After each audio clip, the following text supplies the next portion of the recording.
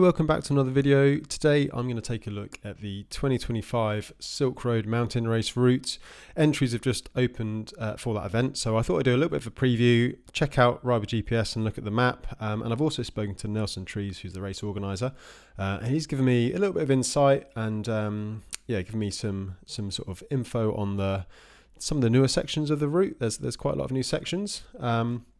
So yeah, hopefully this is a really useful video if you're thinking of entering the race, or if you're just interested in this kind of thing. So this is the mountainraces.cc website, which is where all the three races that Nelson organises: Atlas, Hellenic and Silk Road. This is where you sign up. So yeah, check that out for all the information. And of course the route is available on Arabel GPS, and we'll dig into this in a bit more detail in a second. But first, let's hear from Nelson and hear a little bit about the route and see what he's got to say. So thanks for joining me, Nelson. So Nelson is the organiser of the Silk Road Mountain Race, as well as the Atlas Mountain Race and the Hellenic Mountain Race, for now at least.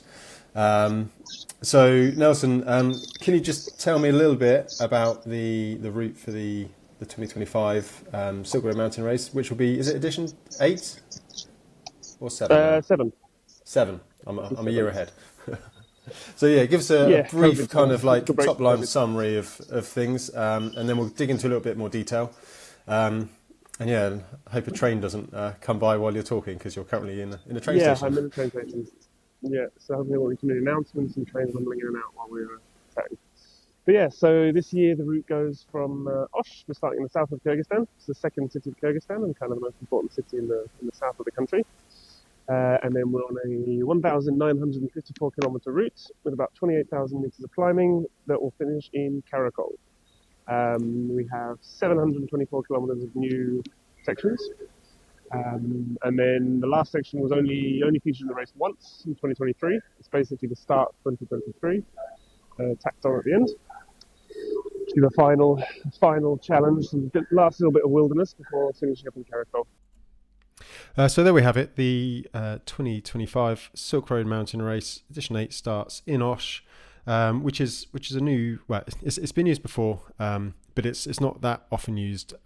It's kind of in the south of the country, and there's going to be a lot of new tracks and roads. You can see here on Arabel GPS that I've got the my heat map. So I rode the event in 2023. So if I just turn this on again, you can see the purple line. That's essentially where I rode. So that shows the route, and you can see a lot of it is similar in this middle section. There's a few little loops in here we'll discuss later. But early days, in the early part of the race, certainly some new sections leading out from Osh. So yeah, let's go back to Nelson and see what he has to say about that first section out of Osh, and getting going on the Silk Road Mountain Race. So it's a new start in Osh. Have you started there before from Osh, or is this the first time? We started in 2022. 2022? Yeah, 2022 we started from Osh. And that was started from Osh. We went over a different pass, Gyptic Pass, 4,200 meters. And we started at midnight last time we were here, whereas this year we're starting at 6 p.m. So a little bit of a change. Second time we're starting at Osh. And what does that first part entail? I know there was some, I heard some rumours that Gyptic was a bit of a slog. Is it going to be a brutal start, or is it going to be a bit more gentle? And we're talking Kyrgyzstan gentle, not... Not fundamentally gentle, but much more gentle, yeah. Gyptic was, at the time, I think the hardest pass we'd ever put in there, 4,200 meters, and it was more like a 7 or 8 hour kind of hike, and that was 120k into the race, so pretty early, and starting at midnight, which made it a bit of a brutal start. This is going to be a bit more reasonable. It should be almost all rideable. I mean, I've said that before, but it's far more rideable and a little bit more reasonable. It's actually a road that cars can pass rather than no longer existent. So there we go. You heard it here first from Nelson. It's going to be I won't say easy, a reasonable start heading out of Osh. But you can see there's not really much info. We'll get the old Google man out on Arabel GPS. See what we can see. I mean, you probably don't want to be seeing how that bridge is built if you're going to be riding over it. But yeah, you can see the kind of terrain. So yeah, a lot of sort of unknown roads down here, fairly substantial climb. 3,500 meters or so. So you're going to be high up. And again, the Silk Road Mountain Race is very much, distinguished by its high altitude sections. And you can see the kind of terrain in this area. So yeah, that's going to be a nice, interesting start. Starting at 6 p.m. So I guess some riders can do a few hours and probably sleep on this pass somewhere.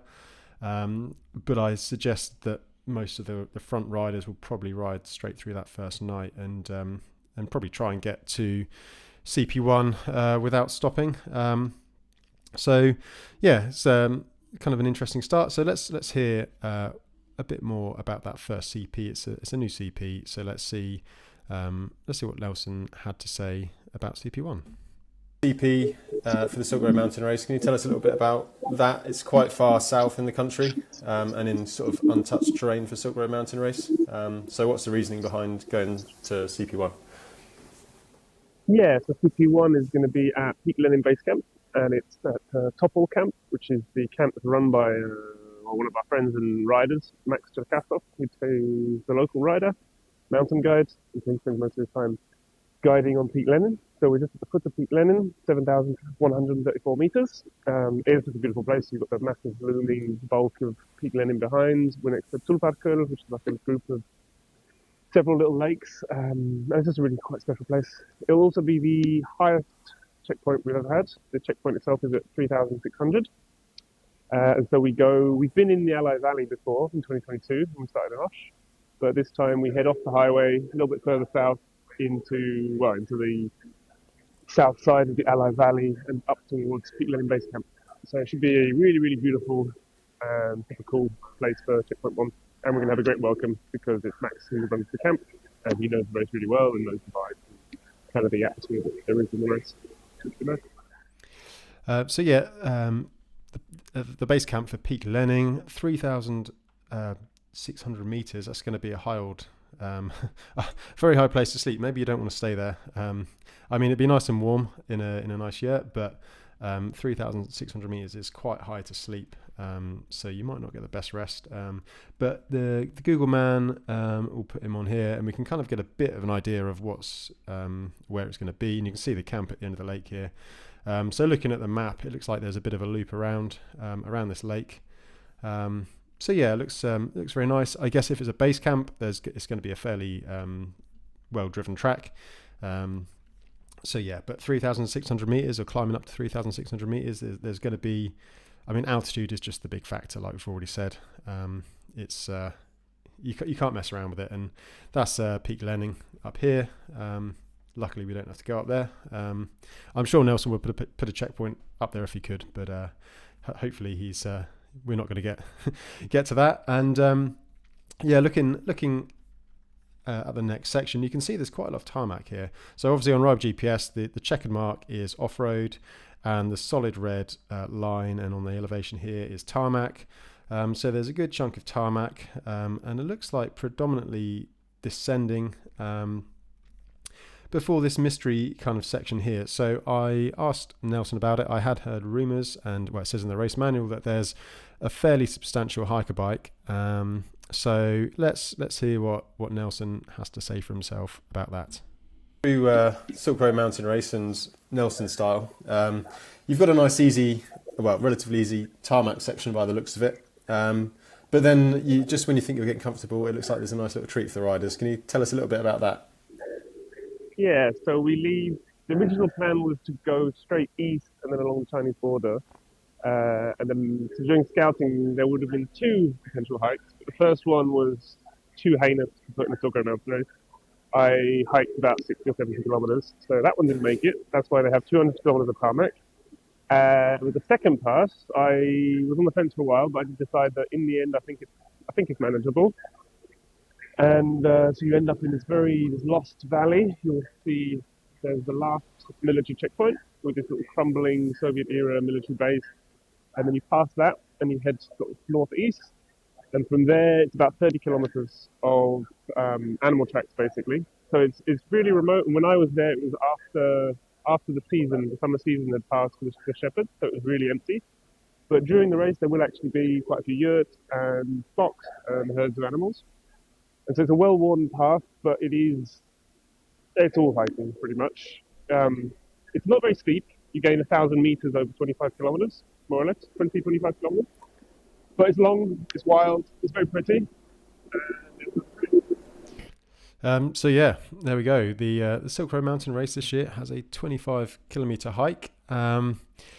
Nelson says it's not too hard. I take that with a pinch of salt because you know he's kind of used to these things. But 25k hiking, I think you just got to allow yourself basically a full day.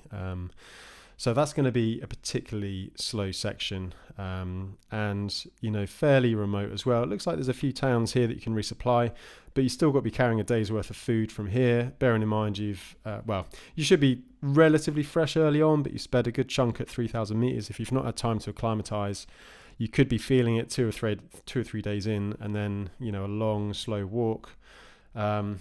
It's just I think mentally you need to really try and prepare yourself if you're thinking of doing it in this section. And then you drop out and you can see there's 10,000 feet. If you look on the elevation here where the line is, that's around 3,000 meters. So then you're climbing up to a substantial amount of time above 3,000 meters. This is an area I am familiar with in this section over here. So you're hiking up to basically the border road. So this is the Chinese border road, and then we head out to CP2, which again you can see is very familiar. So this section here, I'm going to have loads of video of this section, mainly because I have ridden it before in 2023 in the opposite direction. So you get to the Chinese border road. This section you need permits for, which are part of the race. And then the checkpoint. So let's hear from Nelson again about CP2 and that section of the race. Yeah, so the next section after the long hiker bike, if you get through that, you can't really say you've broken the back of it, but it's one of the big tough sections ticked off. And then into more familiar Silk Road Mountain Race ground, you hit the Chinese highway and then head out to CP2 at Kelsu. This is a classic section, I suppose. Yeah, it's a classic section. You come onto the highway, you have a small section of the tarmac highway, the main highway to China. There'll be the iconic blue caravan, which is a little wagon on the side of the road. I've fallen in there myself. And you end up with 30, 40 riders trying to squeeze into the caravan to sleep, other people bivvying outside, and then the party-paced riders, there might be a few beers that come out. And then after that, you've got a long dirt road along the border. You've got watchtowers and barbed wire to your right, and then to the left you've got Chapakul, and you eventually get to Kelsu.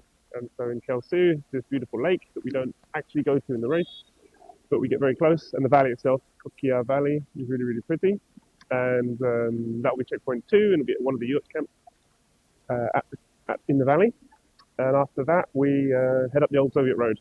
So this is probably one of the more famous sections of the race, but it's 1.5 kilometers of 25%, something like that, with a bit of barbed wire. It's not too bad though. In the grand scheme of things, it's not so bad. No, it's very short, and the views over your shoulder are pretty much up there in terms of the most epic views in Kyrgyzstan and possibly anywhere you'll ever see, I think. So there we go. This is the classic Silk Road Mountain Road terrain now, up on the sort of Chinese border towards Kelsu. It's featured. Kelsu's been a checkpoint in a large number of the races. So those of you who've ridden it will be very familiar with it. And you get on these races kind of places that just have just end up being pretty key places, kind of totally random. And one of those is a blue caravan. There's nothing around, but it's basically a truck stop. And this blue caravan, I ended up staying in. And you can get a meal, soup and bread. And it's just an interesting place and the saviour for a lot of riders because you're at high altitude, you've been very remote for a while. And it's just, I don't know, it falls at a very good place. So keep an eye out for the blue caravan if you're planning on taking part and you make it that far. And then there's the road onto CP2, and as you can see, pretty desolate. This was just about sunset, and it was about 20 degrees during the day, but as soon as that sun went down, it just got really, really cold. this is one of the faster rolling sections. It is a bit more deteriorated further down. There's a big river to cross as well, and as you can see, there's just not much up there. I was lucky enough to do it in pretty good weather, but I think it could change really, really quickly up there. But it's pretty spectacular. You feel pretty small when you're up there.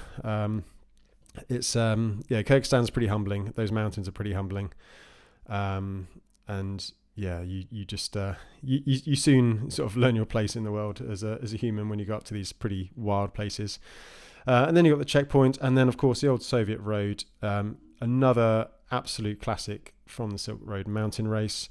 It's not. I don't think it's as bad as many people make out. Don't get me wrong; it is a bit of a slog, but it's over an hour or so. So it's not too bad. This is the climb, so just super steep. It's kind of like two 3 steps forward, stop and wait, get your breath and carry on. China's behind those mountains in the background. The yurt camp is around the corner from those around the lake. Pretty spectacular. And yeah, it's amazing. I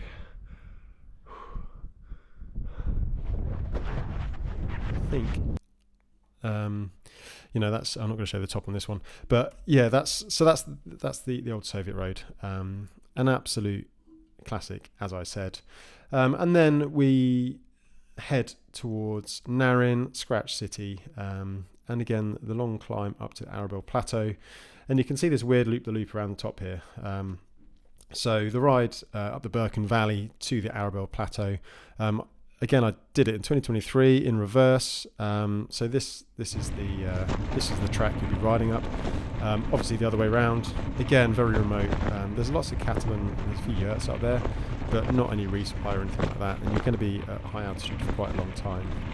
But again, pretty spectacular. Let's hear what Nelson has to say about the Arabel Plateau and the section leading up to CP3. There are some new sections here. And quite halfway point, Narin is the famous Scratch City. Yep. Again, very familiar. Has Narin featured in every single Silk Road mountain race so far? I think has it been every single one? If not every single one, then almost. It must have been every single race. I think it's been in every single edition. Yeah, pretty much the centre of the country, isn't it? Yeah, centre of the country, and then if we do go further east, then we necessarily pass through Narin. It's a good resupply. Hotels, hot food, lots of shops. So yeah, it's kind of the gateway to the sort of east end of the country. And that's again leading into a classic section. So the Birken Valley and Arabel. If you look at the map, it looks like you climb up the Birken Valley, and then it looks like a bit of a loop-the-loop at the top, and again another. Well, some familiar tracks and a newer section. Can you just sort of tell me a little bit about that section? Yeah, so when you leave Narin, in previous editions we did the Burkhan Valley, where you go from Narin, Eki Narin, Burkhan Valley, up to Arabel Pass. Well, there's a few options up there, but often go up to Arabel, this high 3,700 meter plateau, and then normally we drop down to Isikul Lake. And so in previous editions, this was still the longest section without resupply, about around 250 kilometers before you get to the next proper town. This year, we're going to extend that a little bit. And so when we get up to the Arabel Plateau, we'll take a right, go over Suyek Pass, which is 4,000 meters, and then go for a big 200-kilometer loop. And this is a place that I've always wanted to put in the race, because when you come out that pass, it's amazing landscapes, really, really epic, and you feel like you're at the end of the world. So there's this huge, very, very wide, high-altitude grassland valley. And so I'd always wanted to connect it in to go elsewhere, but for various reasons I've never managed to do that. And so here we're going to add it in as a loop, which in the end I decided actually was worth doing. I think that it's just a really cool place. And then after that loop, we end up going down the mining road, the Kumtor mining road. This is a big, wide gravel highway, and we head down to Tamga, and we'll be in the ice house again on the shores of Lake Isikul for checkpoint 3. And this section will be simple.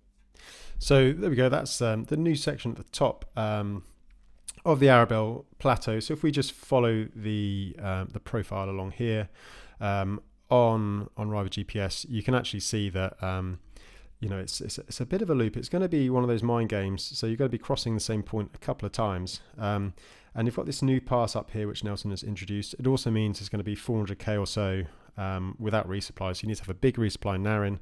And you're realistically not going to get too much until CP3. There might be something in this Narin approach to the Birken Valley. But once you're up here, you're up high, there's not much at all. And it can be pretty cold. Again, I went the opposite way in 2023. And those of you familiar with this 2024 race will know that this little finish, this loop down to CP3 is the same. This section at the top here, we can see the orange dot tracing around. That's new. Going to be interesting. Down to CP3, then back up Tossor Pass, which is another classic. I'm looking forward to riding that. And then down Jerku Pass, which I climbed up last year, or in 23. I really suffered up on Arabel. It's pretty high. It was early on in the race for me, so it was that first real kind of sustained altitude exposure I had during the race. And I was suffering a bit. I got a bit disorientated, and I really had to push hard to get over the top and down. Obviously, I got there just as it got dark, which didn't help. So this is, this is an area that could definitely catch people out, especially psychologically when you could just turn left and drop down to the checkpoint and not do that top loop. I think it's gonna be a crux of the race. Definitely something could happen in terms of making a break or some time gaps forming for the race for the win. Spectacular, high altitude. And I think that this race is defined by how high altitude and how much time above 3,000 meters is going to be. It's going to be really attritional, even more so than normal, I think. Big sections without resupply, that hike, a day without resupply, and a lot 3,000 meters. So definitely one to be wary of. And then dropping down Juku Pass, it potentially, from memory, I reckon you could ride it relatively well on a mountain bike if you're experienced. It'd just be steep, rocky and loose. So this is the me hiking up it. So I don't think it's too bad. There's some sections that are quite steep and washed away. But I reckon if you're relatively experienced and you're not totally destroyed from altitude, it's fairly rideable down. I think this is probably one of the better sections, but some people might prefer to walk it. So again, it's not going to be necessarily a super quick descent down off Arabel, which could again catch people out. So then you can see we've got the finish in Caracol. So you drop down and then you've got this loop around the finish, which is very similar to the one I started on 23. So let's just hear what Nelson has to say about that before I show you a bit of video around that. A new finish, Caracol, which actually was a start. Actually, the year I did it in last year, 2023. So can you just tell me a little bit, for those who don't know about it, the sort of the final loop?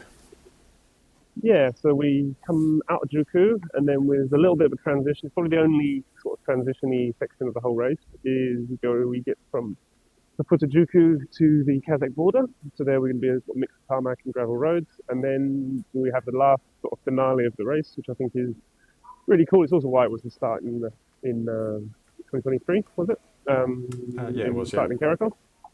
Yeah, not last year, the year before. So you go down the Kazakh border, and so you're following this river for a long time, and then you come out in this spectacular valley at the far east of the country.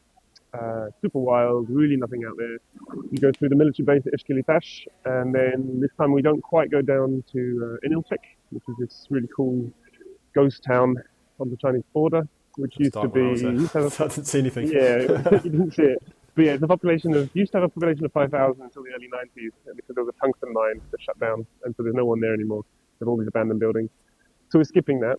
I think at this point in the race, we didn't need a checkpoint. We don't really need to go there. So we will just do the loop without the town of Inilchek, which means there's no out and back as well, which I think is a bit nicer for riders.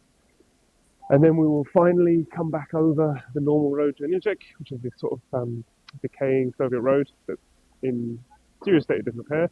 But it's one last 3,900 meter pass. It's just under 3,900. Chonashu. And this is also a really cool road. And then once that final challenge is finished, then you sort of cruise back into Caracol. So there we go. That's the final loop as such. Again, it's going to be a tricky one mentally. You're basically, having done the loop around CP3, you're then passing, you could probably see Caracol from here, or as good as anyway, and it would be like probably half an hour to the finish from this section here. So it's going to be a mental test for sure.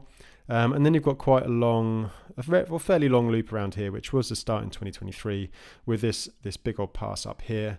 Now in 2023, there was a relatively big storm. I think the front runners pushed through the first night. I camped just at the bottom, and then I actually got to the top at first light, which was pretty spectacular. And then this was the descent.